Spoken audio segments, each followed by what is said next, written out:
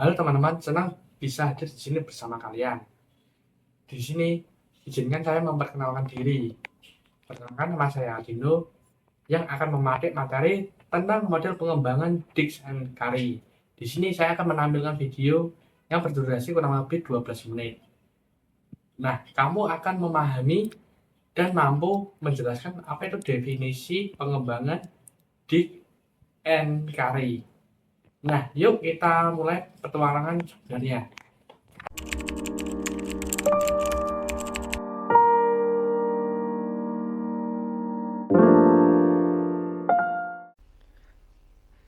Halo, selamat datang di video pembelajaran tentang model pengembangan Dix and Curry.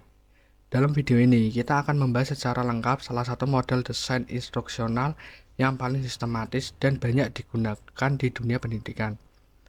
Pastikan kamu menonton hingga akhir, karena ada ringkasan dan analisis kritis di bagian penutup.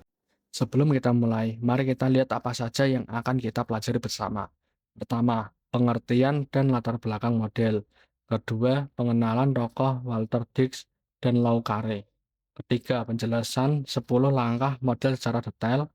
Keempat, kelebihan dan kekurangan model. Dan kelima, aplikasi model dalam kehidupan nyata. Model Dix and Curry adalah sebuah model desain sistem instruksional atau lebih dikenal dengan instructional design yang dikembangkan oleh Walter Dix dan Lau Carré pada tahun 1978, kemudian direvisi bersama James Carré pada tahun 1996. Model ini didasarkan pada pendekatan sistem yang artinya semua komponen dalam pembelajaran saling berkaitan satu sama lain untuk mencapai satu tujuan yang sama. Dalam model ini, pembelajaran dipandang seperti sebuah mesin yang bekerja secara terintegrasi. Setiap bagian memiliki peran penting, dan jika satu bagian berubah, maka bagian lain pun harus menyesuaikan. Inilah yang disebut pendekatan sistem dalam pembelajaran. Lalu, mengapa model ini begitu penting? Karena Dix and Curry memberikan panduan yang jelas dan terstruktur bagi para desainer pembelajaran, guru, dan pengembang media tentang bagaimana merancang pengalaman belajar yang efektif, efisien, dan dapat dievaluasi secara terukur. Model Dix and Curry terdiri dari 10 langkah yang berurutan dan saling berkaitan. Langkah-langkah ini itu s- pertama ada mengidentifikasi tujuan instruksional, kedua melakukan analisis instruksional, ketiga menganalisis peserta didik dan konteks, keempat merumuskan tujuan kinerja, kelima mengembangkan instrumen penilaian, keenam mengembangkan strategi instruksional, ketujuh mengembangkan dan memilih materi instruksional, delapan merancang dan melaksanakan evaluasi formatif, sembilan merevisi instruksi, dan langkah ke-10 merancang dan melaksanakan evaluasi sumatif. Langkah pertama adalah mengidentifikasi tujuan instruksional. Di sini semuanya dimulai. Kita harus menjawab satu pertanyaan penting. Apa yang harus dilakukan oleh peserta didik setelah selesai belajar? Tujuan ini biasanya lahir dari kebutuhan nyata, seperti ada kesenjangan antara kemampuan saat ini dengan kemampuan yang diharapkan. Sumber identifikasi bisa dari needs assessment, analisis kinerja, ataupun harapan dari stakeholder dan kurikulum. Langkah kedua adalah melakukan analisis instruksional. Setelah tujuan ditetapkan, kita perlu mengurai tujuan tersebut menjadi keterampilan-keterampilan yang lebih kecil atau lebih ringkas, yang harus dikuasai terlebih dahulu sebelum mencapai tujuan utama. Ini disebut dengan hierarchical analysis. Untuk keterampilan intelektual atau prosedural analisis untuk keterampilan yang bersifat prosedural seperti langkah-langkah kerja. Langkah ketiga, menganalisis peserta didik dan konteks. Ini adalah langkah yang sering dianggap remeh, padahal sangat krusial. Kita harus tahu siapa peserta didik kita, apa pengetahuan awal mereka, bagaimana motivasi dan gaya belajar mereka, serta kondisi lingkungan di mana mereka akan belajar dan menerapkan keterampilan tersebut. Analisis ini memastikan bahwa desain pembelajaran kita benar-benar relevan dan kontekstual. Langkah keempat adalah merumuskan tujuan kinerja. Di sini, tujuan instruksional yang masih umum diubah menjadi tujuan yang sangat spesifik dan terukur. Setiap tujuan kinerja harus memiliki 3 komponen yang disingkat CBC. C untuk condition atau kondisi saat kinerja terjadi, B untuk behavior atau perilaku yang dapat diamati, dan C kedua untuk criterion atau standar keberhasilan yang harus dicapai. Langkah kelima, mengembangkan instrumen penilaian. Setelah tujuan kinerja ditetapkan, kita perlu membuat alat ukur yang sesuai. Ada 4 jenis tes dalam model ini. Pertama, entry behavior test untuk mengukur pengetahuan awal.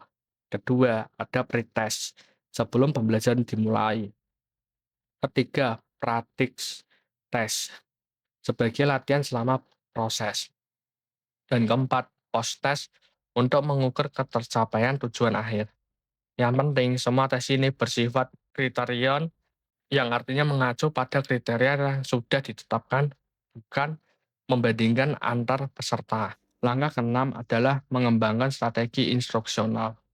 Ini adalah jantung dari desain pembelajaran. Di sini kita merancang bagaimana cara menyampaikan materi.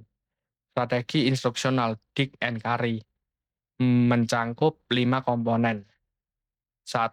Kegiatan pra-instruksional seperti motivasi dan apersepsi. Kedua, presentasi konten atau isi materi. Yang ketiga, partisipasi aktif peserta didik, latihan, dan umpan balik. Keempat, penilaian atau asesmen. Dan yang terakhir, kegiatan tindak lanjut untuk penguatan dan pengayaan. Langkah ketujuh, mengembangkan dan memilih materi instruksional.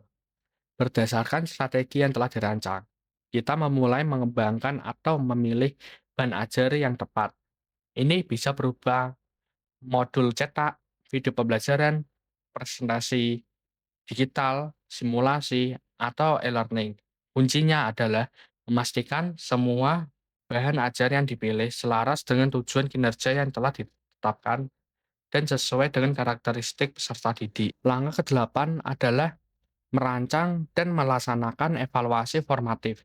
Inilah salah satu keunggulan utama model Dick and Carey. Evaluasi formatif dilakukan selama proses pengembangan sebelum produk final itu diluncurkan. Tujuannya bukan menilai peserta didik, melainkan menemukan kelemahan produk agar bisa diperbaiki. Ada 3 tahap. Pertama, one-to-one evaluation dengan 1-3 orang untuk menemukan kesalahan mendasar. Kedua, small group evaluation dengan 8 hingga 20 orang untuk menguji efektivitas revisi. Ketiga, field trial atau uji lapangan di kelas nyata untuk menguji keterlaksanaannya. Langkah ke-9 adalah merevisi instruksi. Berdasarkan data dari evaluasi formatif, kita melakukan revisi secara sistematis. Yang penting dipahami adalah bahwa revisi tidak hanya dilakukan pada materi saja, tapi bisa mencakup semua komponen, bahkan tujuan instruksional atau analisis awal sekalipun. Inilah yang membuat model Dick and Carey bersifat literatif, terus berputar, dan menyempurnakan diri. Langkah terakhir, atau langkah ke-10, adalah merancang dan melaksanakan evaluasi sumatif. Berbeda dengan evaluasi formatif, evaluasi sumatif dilakukan setelah instruksi selesai dikembangkan dan diimplementasikan. Dan yang unik juga, evaluasi ini idealnya dilakukan oleh evaluator independen, bukan orang yang mengembangkan produk, untuk memastikan objektivitas produk tersebut. Tujuannya menilai apakah program layak dipertahankan, dimodifikasi besar-besaran, ataupun dihentikan. Model pasti memiliki kelebihan dan kekurangan. Nah, di sini saya akan menjelaskan kelebihan model Dick and Carey. Yang pertama itu ada sangat sistematis dan terstruktur sehingga mudah diikuti. Kedua itu berorientasi pada tujuan yang terukur, sehingga hasil belajar dapat dievaluasi secara objektif.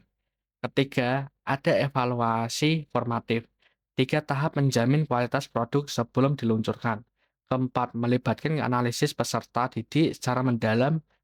Dan kelima, umpan balik sistematis yang memungkinkan revisi berkelanjutan. Nah, sekarang kita akan membahas kekurangan model Dick and Carey.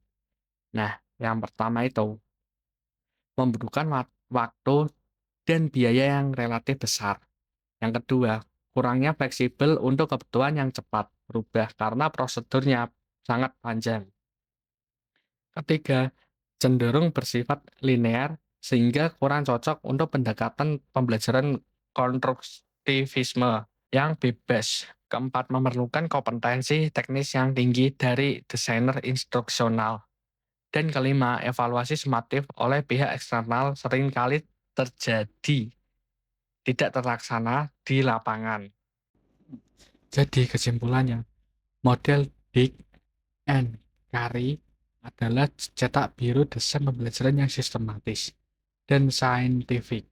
Model ini memastikan bahwa setiap keputusan dalam merancang pembelajaran didasarkan pada data dan analisis yang mendalam, bukan sekedar asumsi ataupun kebiasaan. Dengan memahami dan menerapkan karakter model ini, kita bisa menciptakan media dan pengalaman belajar yang benar-benar efektif, relevan, dan dapat dipertanggungjawabkan. Nah, bagaimana setelah teman-teman menonton video yang saya tayangkan tadi? Nah, kalau misal ada pertanyaan atau yang kurang dipahami, bisa komentar di kolom komentar saya.